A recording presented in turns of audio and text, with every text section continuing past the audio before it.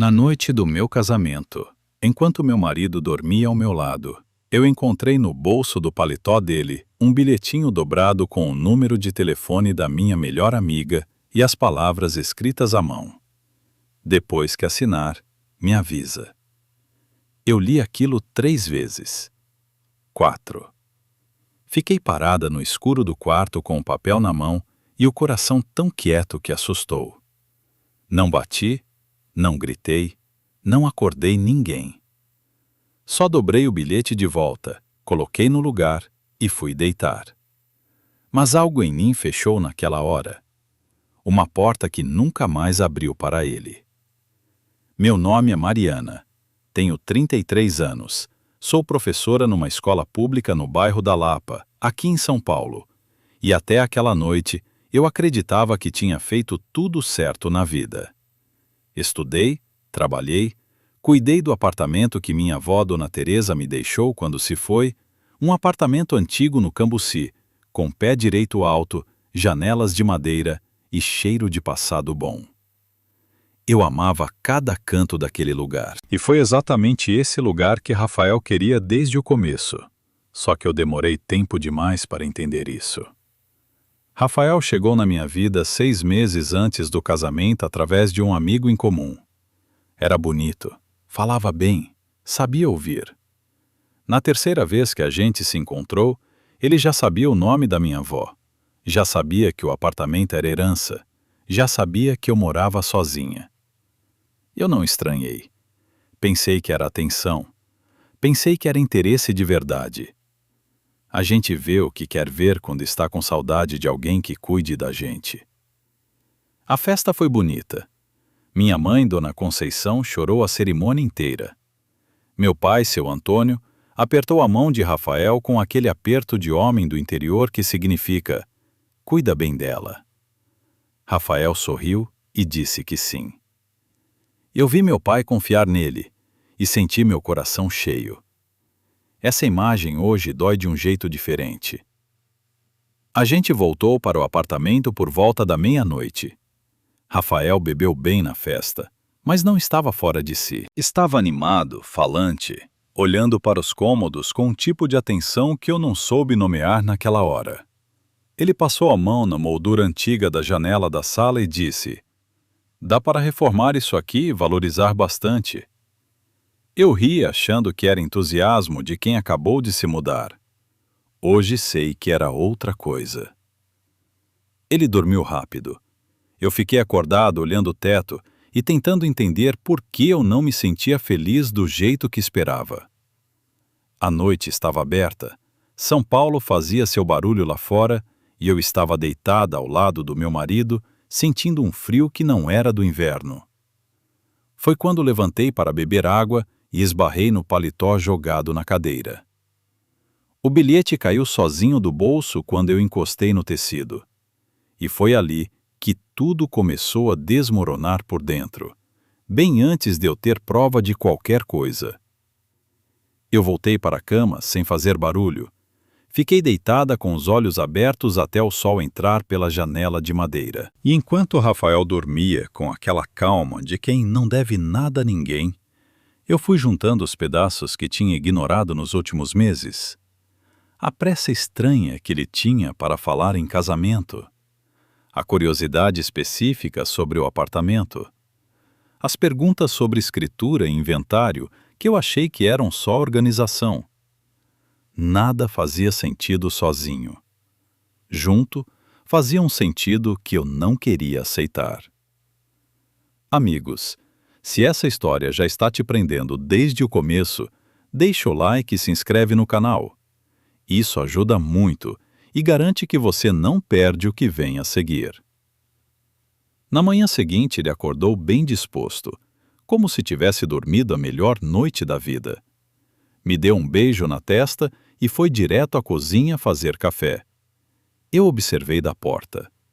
Ele se movia pelo apartamento da minha avó com uma intimidade que me incomodou sem que eu conseguisse explicar direito o porquê. Abria armário, olhava a prateleira, passava a mão nas paredes como quem está fazendo uma avaliação. Eu disse bom dia com a voz mais normal que consegui. Durante o café, ele tirou uma folha dobrada do bolso da bermuda e colocou na mesa com naturalidade, como se fosse uma conta de supermercado. Era uma minuta de documento para a inclusão do nome dele na escritura do apartamento. Já com os dados preenchidos, feito por advogado. Eu olhei para aquela folha e depois olhei para ele. Ele estava mexendo no celular como se nada fosse. É só para a gente ter segurança jurídica como casal, ele disse sem levantar os olhos. Você sabe que hoje em dia é importante ter tudo formalizado. Eu não respondi. Dobrei a folha, coloquei do meu lado e disse que ia pensar. Ele levantou os olhos pela primeira vez naquele café e me olhou por um segundo com uma expressão que não era de marido. Era de quem calcula. Depois do café, ele saiu dizendo que ia resolver uma coisa rápida. Eu fui até o quarto, abri a gaveta da cômoda antiga da minha avó e procurei o colar de âmbar que ela usava todo dia. Uma pedra grande em prata simples que ficava sempre no mesmo lugar fazia anos. Não estava lá. Procurei em cada canto da gaveta. Procurei na caixinha ao lado. Procurei embaixo da cômoda. O colar tinha sumido na primeira noite que Rafael dormiu naquele apartamento. E eu sabia, sem precisar de prova ainda, que ele não tinha ido a lugar nenhum sozinho. Eu abri os envelopes dos convidados sozinha, sentada na mesa da cozinha com uma xícara de café frio do lado, e contei o dinheiro 3 vezes, porque na primeira achei que tinha errado. Não tinha errado. Os envelopes estavam lá. Eram 17 no total, mas a maior parte estava vazia. Alguém tinha aberto cada um, retirado o dinheiro e colocado o envelope de volta no cesto como se nada tivesse acontecido. O dinheiro dos meus pais, que minha mãe mencionou na véspera do casamento com aquele orgulho discreto de quem juntou real por real durante meses, tinha sumido junto com o colar da minha avó. E Rafael estava do lado de fora, falando no telefone com uma voz baixa e animada que eu nunca tinha ouvido nele antes. Eu não disse nada quando ele entrou. Serviu o almoço, perguntei se estava bom, ouvi que estava ótimo. Enquanto ele comia, eu observava as mãos dele. Mãos grandes, unhas curtas, sempre limpas. Mãos que eu tinha segurado na cerimônia e achado que eram mãos de alguém confiável. Agora eu olhava para essas mesmas mãos e pensava em quantas coisas elas tinham tocado sem minha permissão. No fim do almoço, ele mencionou o dinheiro como quem menciona o tempo. Disse que tinha pego os envelopes de manhã cedo enquanto eu dormia, porque apareceu uma oportunidade de negócio urgente, um carro batido por um preço muito abaixo do mercado, e que em algumas semanas a gente ia ter o dobro de volta. Usou a palavra investimento 4 vezes em 2 minutos. Eu perguntei qual era o valor total. Ele desviou o olhar para o celular e disse que ainda estava fechando os detalhes. Eu perguntei se tinha usado também o que meus pais tinham dado. Ele disse que dinheiro de presente era da família e que agora a gente era uma família. Então ele me olhou e sorriu. E esse sorriso foi a coisa mais fria que eu já vi no rosto de alguém que me amava. À noite ele chegou tarde. Eu fingi que estava dormindo e ouvi ele entrar no quarto no escuro, colocar algo pesado na mesa de cabeceira e ir direto ao banheiro. Quando saiu, ficou parado na janela por uns minutos olhando para a rua lá embaixo. Depois deitou e dormiu de novo com aquela facilidade de quem não carrega nada. Eu esperei mais 1 hora. Quando a respiração dele ficou funda e regular, me levantei devagar e fui até a mesa de cabeceira. Era uma caixa de papelão pequena, sem identificação. Dentro tinha um celular novo, último modelo, com plástico de proteção ainda na tela. Caro. Muito caro. E do lado da caixa tinha uma nota fiscal com valor em reais que me fez fechar os olhos por um momento. No dia seguinte, cedo, antes de ele acordar, eu liguei para minha mãe. Perguntei com cuidado quanto eles tinham colocado no envelope. Ela falou o valor com aquela voz de quem está orgulhosa da própria generosidade. E eu precisei fazer um esforço grande para responder com normalidade. Eram R$ 4.000.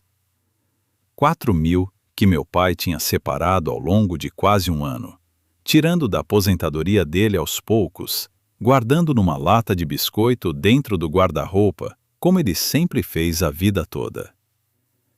Esse dinheiro tinha comprado um celular para o homem que eu tinha acabado de casar. Eu desliguei o telefone e fiquei parada no corredor olhando para a porta fechada do quarto. Do lado de dentro, Rafael ainda dormia. Do lado de fora eu estava em pé com o coração batendo num ritmo que não era de tristeza nem de raiva ainda. Era de alguém que está entendendo uma coisa grande e precisa de um segundo para que o tamanho dela caiba dentro do peito. Foi nessa manhã que o telefone tocou com um número que eu não conhecia. Atendi sem pensar.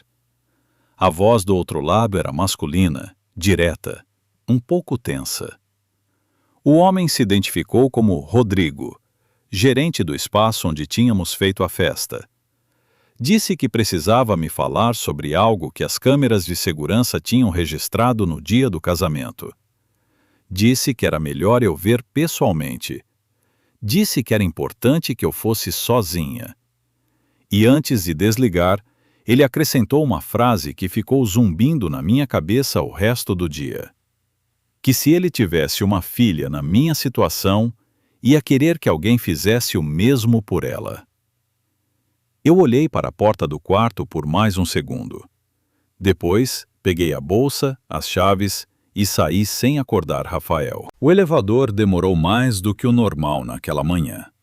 E enquanto eu esperava no corredor com o coração na garganta, percebi que estava com medo do que ia ver. Não porque eu duvidava que fosse verdade, mas porque eu sabia, lá no fundo, que depois daquele vídeo não ia ter mais como fingir que estava tudo bem. O vídeo durava 11 minutos e 42 segundos, e eu assisti cada segundo sem piscar uma vez. Rodrigo colocou o notebook na mesa pequena da salinha de administração do espaço de festas, girou a tela na minha direção e apertou play sem dizer nada. A imagem era do depósito nos fundos do salão. Câmera alta, ângulo que pegava a porta e quase todo o ambiente.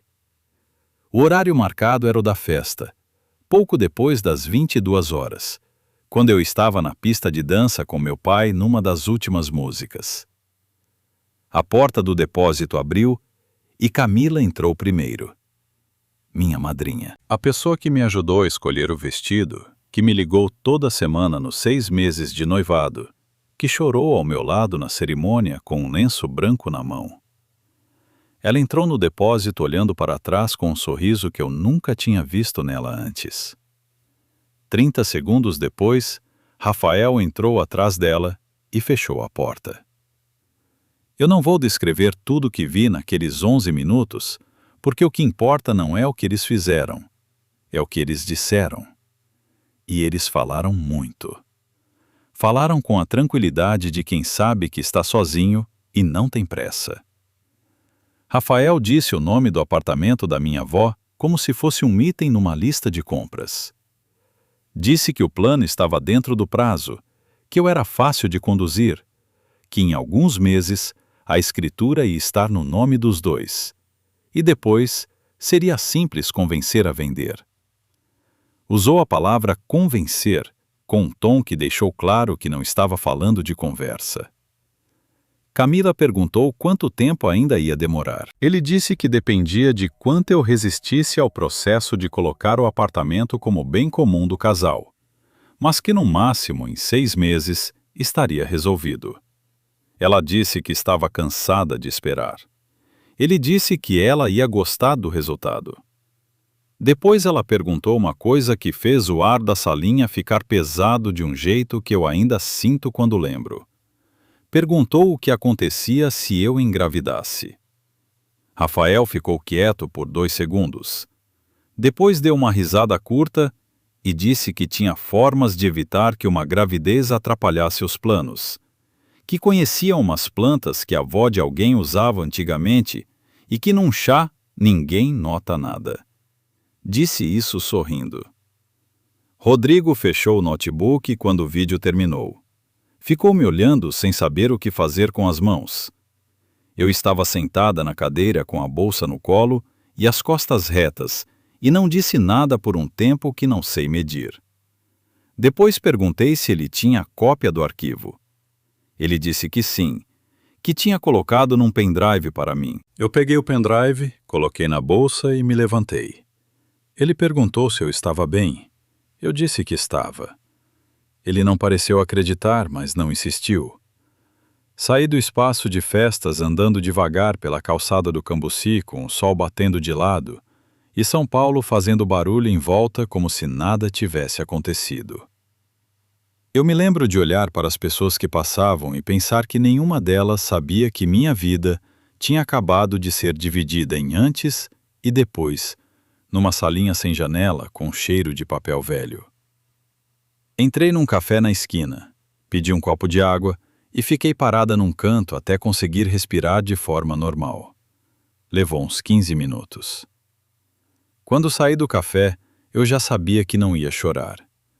Não porque não doía. Doía de um jeito que eu não consigo comparar com nada. Mas o choro precisaria de uma Mariana que ainda acreditava que aquilo era um mal-entendido. E essa Mariana tinha ficado para trás na salinha do Rodrigo. A que saiu pela porta era diferente, mais quieta por dentro, mais firme. Fui direto para a casa dos meus pais no Ipiranga. Precisava contar para alguém e não existia ninguém além deles. Minha mãe abriu a porta com aquele sorriso de quem não esperava a visita e ficou feliz de receber. Meu pai estava na varanda lendo o jornal com os óculos no nariz. Eles me olharam entrar e os dois souberam ao mesmo tempo que alguma coisa estava errada. Minha mãe perguntou o que tinha acontecido. Eu sentei na mesa da cozinha, coloquei a bolsa na cadeira do lado e contei tudo. O bilhete no bolso do paletó, o colar sumido, o dinheiro dos envelopes, o celular novo e, por último, o vídeo. Falei sem parar no meio, sem abaixar a voz, sem poupar nenhum detalhe. Quando terminei, a cozinha estava em silêncio. Minha mãe tinha as duas mãos cobrindo a boca. Meu pai tinha dobrado o jornal com cuidado e colocado na mesa, e estava me olhando com uma expressão que eu nunca tinha visto no rosto dele em 33 anos. Não era raiva ainda. Era aquele momento antes da raiva, quando a pessoa ainda está processando o tamanho da coisa. Então, ele tentou se levantar, e foi quando minha mãe gritou o nome dele. Seu Antônio ficou branco num segundo. A mão foi para o peito. Os óculos escorregaram pelo nariz e caíram no chão sem que ele percebesse. Minha mãe já estava do lado dele segurando o braço, e eu já estava com o telefone na mão discando 192 com os dedos tremendo. Meu pai murmurou que estava tudo bem, que era só um enjoo, mas a cor do rosto dele dizia outra coisa. E enquanto eu dava o endereço para a atendente da emergência, olhando para o meu pai sentado na cadeira da cozinha com a respiração difícil, eu pensei numa coisa que me acompanha até hoje. Rafael nunca tinha entrado naquela cozinha. Nunca tinha sentado naquela mesa. Mas o estrago que ele causou chegou até ali do mesmo jeito. Atravessou a cidade inteira e foi parar no peito do homem que tinha apertado a mão dele com confiança no dia do casamento. Meu pai ficou 3 dias internado na cardiologia do Hospital das Clínicas. E eu passei esses 3 dias fazendo uma coisa que nunca pensei que seria capaz de fazer. Voltei para o apartamento toda noite. Preparei o jantar, sentei à mesa com Rafael e conversei como se eu não soubesse de nada. Não foi fácil. Foi o exercício mais difícil da minha vida. Mais difícil do que qualquer prova que já fiz. Mais difícil do que qualquer conversa ruim que já tive. Mas eu tinha um motivo concreto para aguentar. Enquanto meu pai estava no hospital e Rafael não sabia que eu tinha visto o vídeo, o apartamento estava seguro. Se eu confrontasse Rafael antes da hora, ele podia sumir com documentos, podia fazer alguma coisa com a escritura, podia desaparecer levando o que conseguisse carregar. Eu precisava de tempo. E tempo significava sorrir para o homem que tinha planejado me usar e fingir que estava tudo bem. Na primeira noite de volta, Rafael perguntou pelo meu pai com aquela voz macia de quem foi bem criado. Eu disse que estava estável, que os médicos achavam que ia ser uma recuperação tranquila. Ele disse, ainda bem, e voltou para o celular. Eu fui lavar a louça e fiquei de costas para ele por uns 10 minutos até conseguir controlar a expressão do rosto. Na segunda noite, ele voltou a falar do documento para regularizar o apartamento. Disse que tinha consultado um despachante e que o processo era simples, que a gente podia resolver numa tarde. Eu disse que preferia esperar meu pai melhorar para conversar sobre essas coisas com calma, que não estava conseguindo pensar em burocracia com ele internado. Rafael concordou com uma paciência que parecia ensaiada. Disse que entendia, que não tinha pressa, que a gente tinha a vida toda pela frente. Eu disse que sim. Por dentro, eu estava contando os dias. Foi na segunda noite também que liguei para Viviane depois que Rafael dormiu. Viviane é colega de escola, professora de história, uma pessoa que não faz estardalhaço, mas que quando decide fazer algo, faz com precisão. Eu confiei nela porque ela é do tipo que não repete o que ouve e não age por impulso. Contei tudo em voz baixa, sentada no banheiro com a torneira aberta para abafar o som. Viviane ficou quieta enquanto eu falava. Quando terminei, ela fez apenas uma pergunta. Perguntou quando era o jantar de celebração que já estava marcado no espaço de festas para o fim daquela semana. Eu disse que era no sábado. Ela disse que então a gente tinha 4 dias e que era tempo suficiente. No dia seguinte, enquanto Rafael estava fora, eu fiz o que precisava ser feito dentro do apartamento. Peguei a escritura original, o inventário da herança da minha avó, meu RG, meu CPF e todos os documentos que Rafael poderia usar ou esconder se as coisas saíssem do controle. Coloquei tudo num envelope pardo e levei pessoalmente para a casa dos meus pais. Deixei com minha mãe sem explicar muito além do necessário. Ela guardou sem perguntar. Minha mãe sempre soube quando eu precisava, que ela apenas fizesse sem questionar. Nessa mesma tarde, passei no espaço de festas e conversei com Rodrigo. Ele já esperava por mim. A gente ficou uns 40 minutos sentados naquela mesma salinha planejando cada detalhe do sábado. Rodrigo disse que o projetor já estava instalado no salão, que o som era bom o suficiente para o vídeo ser ouvido em cada canto da sala, e que o arquivo no pendrive tinha qualidade suficiente para a imagem aparecer clara na tela grande. Ele disse que ia ficar responsável pela parte técnica e que na hora certa eu só precisava dar um sinal. Eu perguntei por que ele estava fazendo aquilo tudo por mim. Ele demorou um segundo para responder. Disse que tinha uma filha de 26 anos e que torcia para que se algum dia ela precisasse de alguém, esse alguém não ficasse parado. O sábado chegou com um sol forte de fim de tarde em São Paulo. Eu me arrumei no apartamento com cuidado, escolhi um vestido simples na cor azul escuro. Passei um batom vermelho que minha avó teria aprovado e fui andando até o espelho grande do corredor. Me olhei por um tempo. Estava com a aparência de alguém que vai a uma festa. Por dentro, estava com a aparência de alguém que vai a um julgamento e que já sabe o veredicto. Rafael se arrumou do lado cantarolando, animado, de bom humor. Colocou o perfume que eu tinha dado de presente no começo do namoro e ajeitou o cabelo mais de uma vez.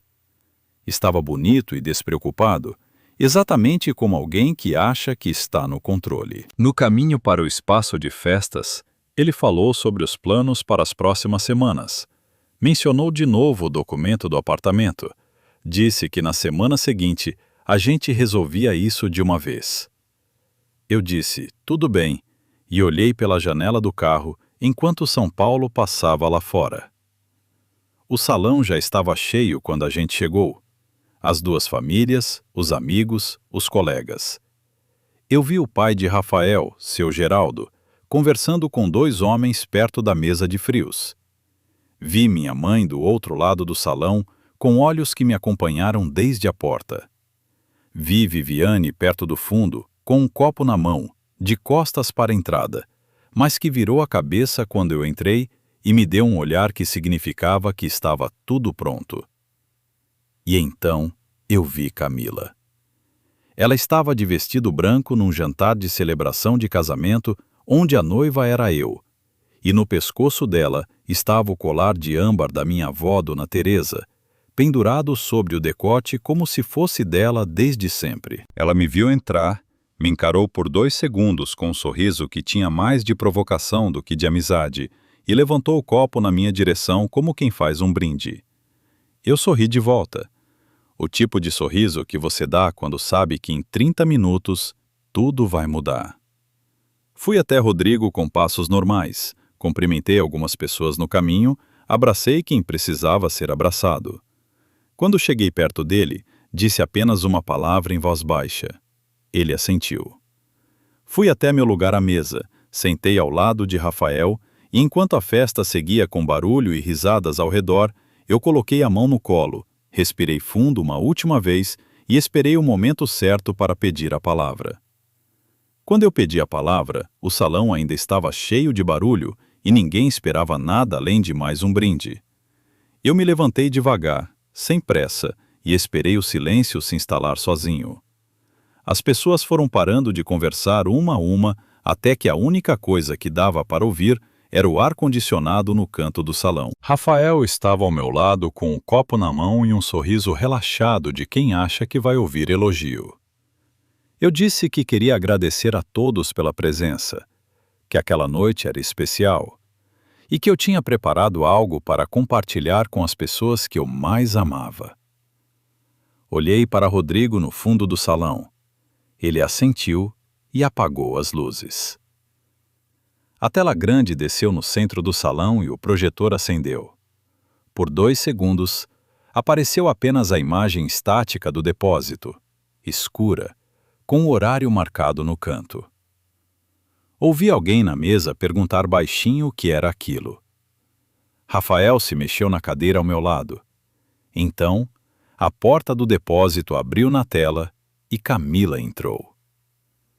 O salão ficou completamente quieto em menos de 10 segundos. As pessoas reconheceram Camila imediatamente. Viram o vestido vermelho que ela tinha usado na festa de casamento, o cabelo do jeito que estava naquela noite. Depois, viram Rafael entrar atrás dela e fechar a porta. E então, ouviram a voz dele, clara, sem nenhum ruído atrapalhando, sair dos caixas de som espalhados pelo teto do salão.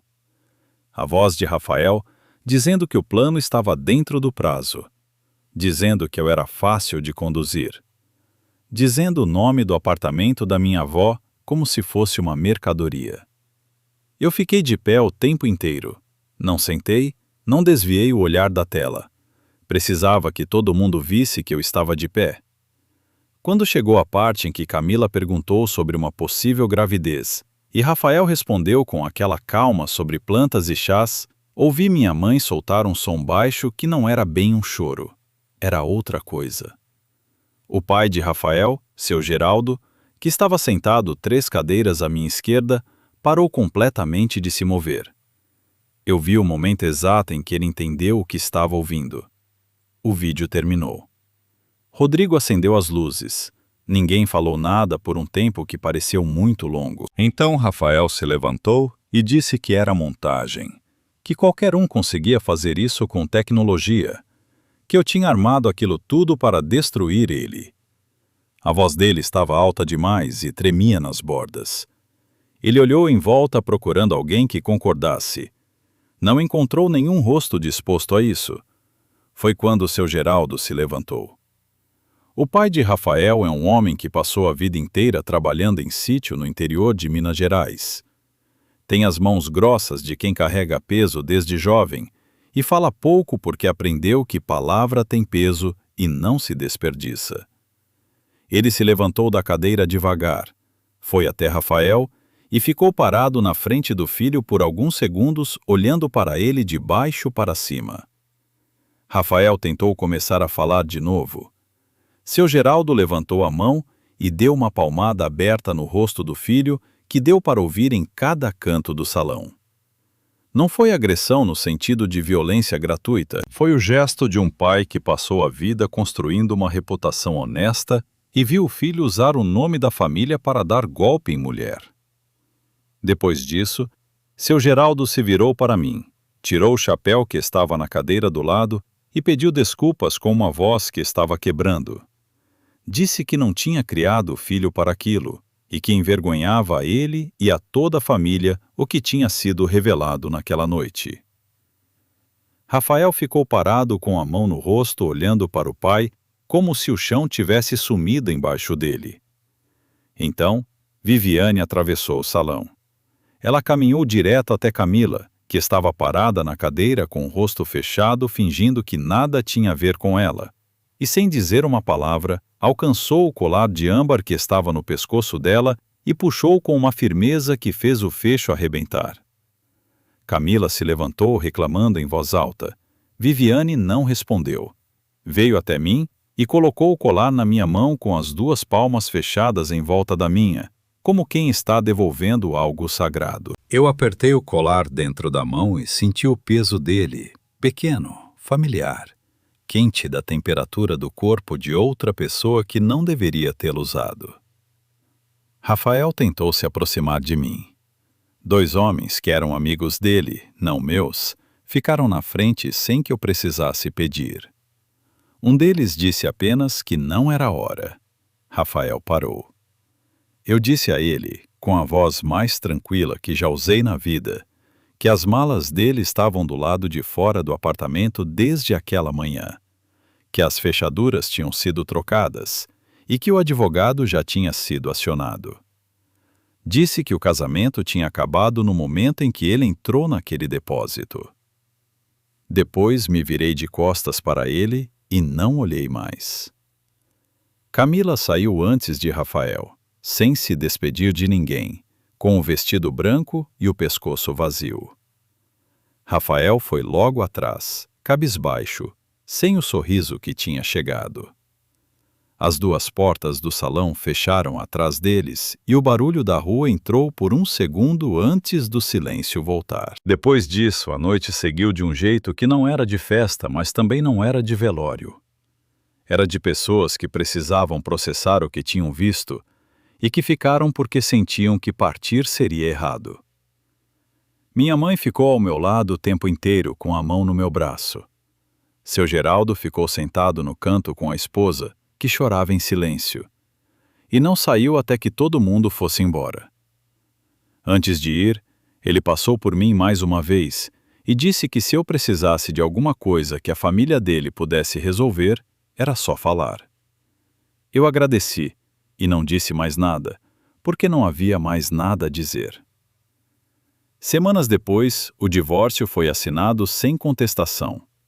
Rafael devolveu o valor dos envelopes por meio do advogado sem negociar, talvez porque soubesse que tinha câmeras e testemunhas, e que não havia versão melhor para ele do que encerrar aquilo rápido. O apartamento continuou sendo meu, como sempre foi, como minha avó, Dona Teresa, quis que fosse quando colocou meu nome na escritura. Eu coloquei o colar de volta na cômoda antiga do quarto. Fiquei olhando para ele por um tempo, antes de fechar a gaveta. Pensei na minha avó, que nunca conheceu Rafael, e fiquei com a sensação estranha de que ela teria reconhecido o que ele era muito antes de mim. As pessoas mais velhas às vezes enxergam o que a gente com olhos cheios de esperança não consegue ver. Uns meses depois, adotei uma cachorra vira-lata que o abrigo municipal do Cambuci chamava de Pipoca, porque não parava quieta. Eu mudei o nome para Lua, e ela dormiu na beirada da cama na primeira noite, como se sempre tivesse morado ali. Tem dias que eu acordo com o sol entrando pela janela de madeira, Lua do lado, café passando na cozinha, e o apartamento com aquele silêncio bom de quem não deve nada a ninguém. Nesses dias, eu penso que às vezes a vida precisa desmoronar de um jeito específico para você entender o que de fato era seu e o que era ilusão. Essa história me ensinou uma coisa que eu carrego desde então. Quando alguém entra na sua vida com pressa demais, com perguntas certeiras demais, com interesse específico demais no que você tem, preste atenção. Não no que essa pessoa fala, porque gente que planeja sabe muito bem o que falar. Preste atenção no que ela faz quando acha que ninguém está olhando. E você, se tivesse descoberto o que eu descobri na noite do casamento, teria esperado para se vingar na hora certa como eu fiz? Ou teria confrontado tudo na mesma noite, sem plano nenhum? Escreve nos comentários, porque essa resposta diz muito sobre cada um de nós. Se essa história tocou em algo dentro de você, deixa o like e se inscreve no canal. Isso ajuda muito e significa que você quer continuar ouvindo histórias como essa.